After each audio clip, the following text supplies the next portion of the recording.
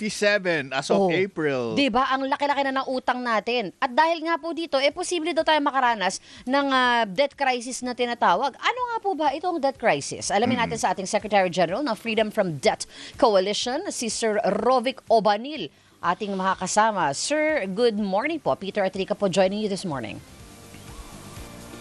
Magandang umaga po at magandang umaga po sa ating mga audience. Opo, Ayan. Sir Rovic, good morning at maraming salamat po sa inyong pagpapaunlak. So, sabi po sa report ay as of end May, 18.55 trillion na po ang ating pambansang utang. Ano po? Is it time to push the panic button? Hindi naman po exactly time to push the panic button, pero it's certainly very concerning kasi napakalaki po ng level ng borrowing natin nitong mga nagdaang taon.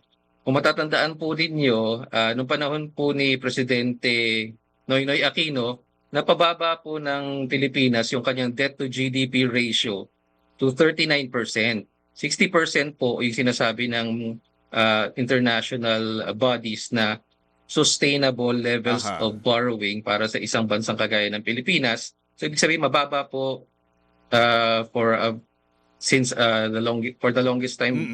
Isa po yung sa pinakamababa na level of borrowing natin Pero nung pumasok po yung administrasyon ni Duterte, syempre nagkaroon tayo ng COVID pandemic, bigla pong nag-shoot up yung ating levels of borrowing. In fact, sa loob po ng administrasyon ni Presidente Duterte, pinantayan niya po, dinoble niya po yung pambansang utang. Sa loob ng administrasyon niya, tinapatan niya yung utang ng lahat ng previous na administration sa kanya. At ang nakalulungkot po doon, nakalagpas na tayo sa COVID crisis. Nung pumasok yung Marcos administration, inaasahan natin, dahil yun ang pangako ng gobyerno, na once na nakalagpas tayo sa COVID crisis, babalik sa dating levels of borrowing tayo. Pero hindi po nangyari. Sa halip na bumaba, nagpatuloy. In fact, nag-accelerate pa po yung levels of borrowing natin. So nakakatakot po yun. And yung gaya ng nabanggit po ninyo, yung debt to GDP ratio para sa mga bansa kagaya ng Pilipinas. Kasi po kung ang pag-uusapan at 60%, ang Singapore po, yung debt to GDP nila napakataas. Halos doble po.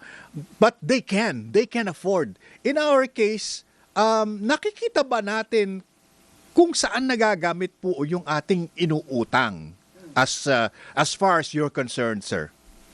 Yan nga po ang problema natin. Ito yung isa sa mga panawagan ng Freedom from Debt Coalition na importante na makapag-institute tayo na mas robust na mga accountability at transparency mechanisms dito sa ating debt management. Dahil sa ngayon po ay very opaque yung decision making sa pangungutang natin. At hindi po lahat ng inuutang ay alam natin kung saan napupunta, lalo na kung yung mga inuutang po ay diretsong pumapasok sa National Treasury. Yung government na lang po ang bahala dyan kung saan nila ilalagay yung pera na yan. At alam natin kung saan napupunta minsan yan. Katunayan ngayon may investigasyon sa Kongreso. Pero yun po yung problema natin. Walang participation ng mga mamamayan, samantalang yung utang na yan ay inuutang in our name. At eventually, ultimately, tayo po ang magbabayad niyan through the taxes we pay. Lagi na lang ako may utang. At Sir Rovic, nagbabayad na nga ako sa credit card, may utang ka pa. Pero sir, what happens po ba kung ang Pilipinas ay malubog na sa debt crisis? Meron po tayo karanasan yan na pwede nating balikan para makita natin kung anong posibleng mangyari. Noong 1980s po, noong early 1980s, nagkaroon po ng debt crisis ang Pilipinas. Kung matatandaan ninyo, umabot tayo noong panahon nung tatay, nung kasalukuyang nakaupo sa Malacanang, na wala na tayong pambayad dun sa mga utang that were coming due. Pa-due date na yung mga utang, wala tayong pambayad, napilitan ng gobyerno to request a debt moratorium na hindi muna magbabayad. Ano po ang epekto diyan? Una, automatic tinigil o sinara ng mga nagpapautang yung window ng mga bagong pautang. Ibig sabihin, sarado na, hindi na kayo pwede mangutang kasi wala pala kayong pabayad eh. Mhm. Yung kasalukuyan yung utang, hindi nyo mabayaran. Therefore, wala nang bagong utang. Eh, sa utang nga na po umaasa nung panahon na yun, yung pamahalaan natin dahil wala na nga pong pera. Mhm. At dahil doon, nung nalaman din ng mga investors yun, ay nagpanik po yung mga investors. Nagliparan sila. Tapos, syempre, may epekto rin po yan sa ekonomiya. Natakot yung mga negosyante. Maraming mga negosyo ang nagsara, bumagsak yung halaga ng piso. So, nagsara yung mga negosyo, maraming nawalan ng trabaho, tapos tumaas yung inflation natin. Basically, nag-spiral po yung economy natin. No? At hindi lamang po sa Pilipinas nangyari yung sitwasyon na yan. Ano?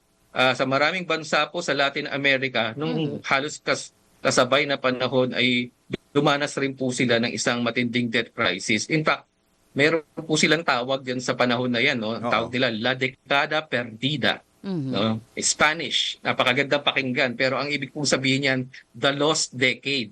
Mhm. Dahil po doon sa nangyaring okay. debt crisis sa kanila, Mhm. mahigit isang dekada po na kumbaga ay ang nawala sa kanila sa pag-unlad ng kanilang mga bansa. At ganoon rin po ang nangyari sa atin. Opo. So ibig sabihin, mahigit isang dekada, halos walang pag-unlad, kaya kinakailangan humabol tayo. No? Opo. Sir, So nawalan tayo ng 10 years of development. opo, medyo mabilis na lang po tayo, sir, kasi wala na po kaming oras. Pero nakikita po ba ito ng gobyerno na magkaka-debt crisis tayo, considering na itinaas pa actually yung credit rating ng ating bansa, di ba? At saka sinasabi na maganda naman ang ating GDP.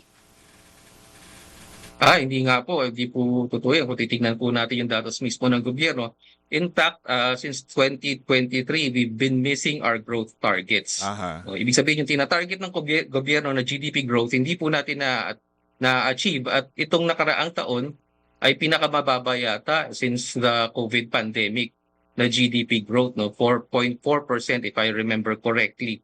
Ibig sabihin, yung argument ng gobyerno na kaya natin bayaran yung utang natin dahil patuloy na lalago ng mabilis yung ating ekonomiya, wala na po yung pundasyon na yun dahil hindi nangyayari. Sinasabi nila magpapatuloy yung mabilis at pataas na paglago ng GDP natin. So delikado po ang kasalukuyan lagay natin. Kung gano'n ang sitwasyon na bumabagal yung ekonomiya, dapat din pag-isipan natin kung magpapatuloy ba tayo sa malaking pangungutang kasi sa natin kukunin, ibabayad natin doon. Opo. Opo. So mukhang marami pa tayong kailangan gawin dyan, and we're actually thankful na may mga katulad ninyo sa Freedom from Debt Coalition na nagre-raise ng ganitong klase ng worries para po malaman ng gobyerno ang hindi nila nakikita. Maraming salamat sa inyong panahon, Sir Rovic. Good morning po. Thank you, sir. Salamat po. Good morning po sa ating lahat. Ayan, thank you. DZMM Radio Patrol Flash.